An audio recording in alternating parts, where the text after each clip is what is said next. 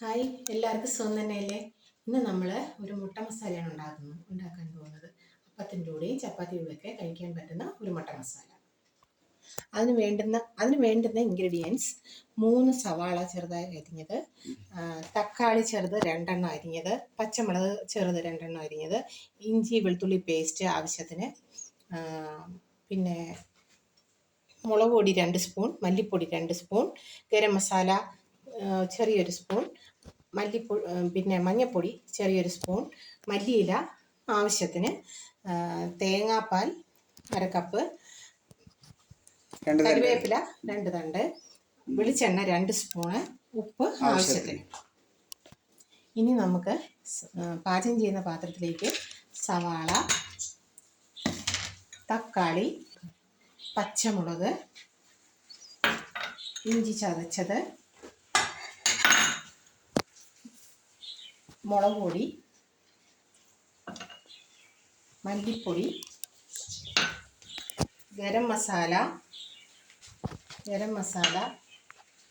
മഞ്ഞൾപ്പൊടി, ശകലം മല്ലിയില, കറിവേപ്പില 2 തണ്ട്,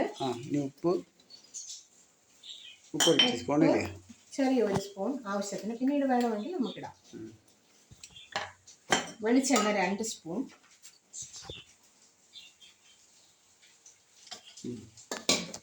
ഇവയെല്ലാം കൂടി ഞെവിടുക, നന്നായിട്ട് ഞെവിടണം.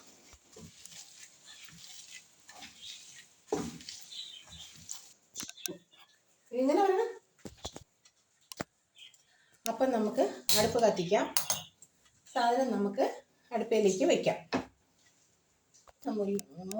അപ്പം അത് 3 മിനിറ്റ് ലോ ഫ്ലെയിമിൽ ഇരിക്കട്ടെ. ഇപ്പം ഇത് നല്ലപോലെ ചൂടായി. ഇതിലേക്ക് അല്പം ചൂടുവെള്ളം നമുക്ക് ചേർത്ത് കൊടുക്കാം.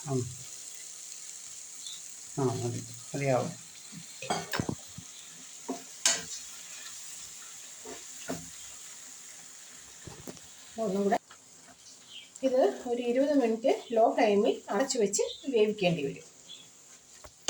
ഇത്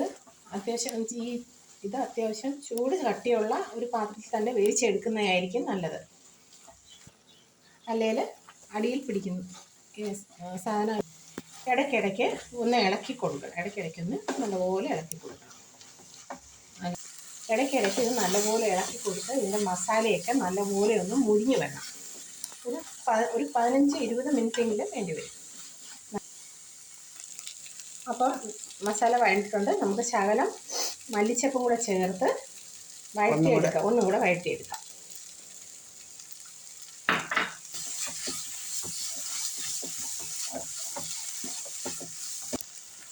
ഗ്രേവിക്ക് വേണ്ടി നമുക്ക് സ്വല്പം ചൂടുവെള്ളവും കൂടി അതിലേക്ക് ചേർക്കാം.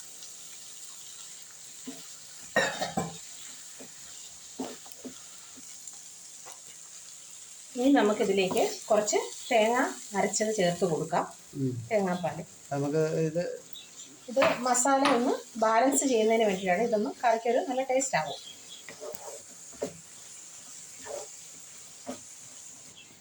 ഇനി അതിലേക്ക് നമുക്ക് മുട്ടയിടാം.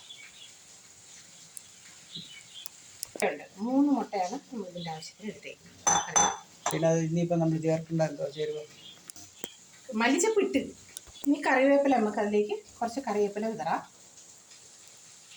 1 സ്പൂൺ വെളിച്ചെണ്ണ കൂടി ഒഴിക്കാം.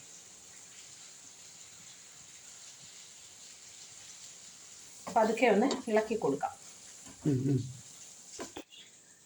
അപ്പം നമ്മളുടെ മുട്ട മസാല റെഡി. ഇത് നമുക്ക് അപ്പത്തിൻ്റെ കൂടി ചപ്പാത്തിയുടെ കൂടി ഒക്കെ കഴിക്കാം. ഇനി നമ്മൾ മറ്റൊരു വീഡിയോയുമായി വരുന്നതായിരിക്കും.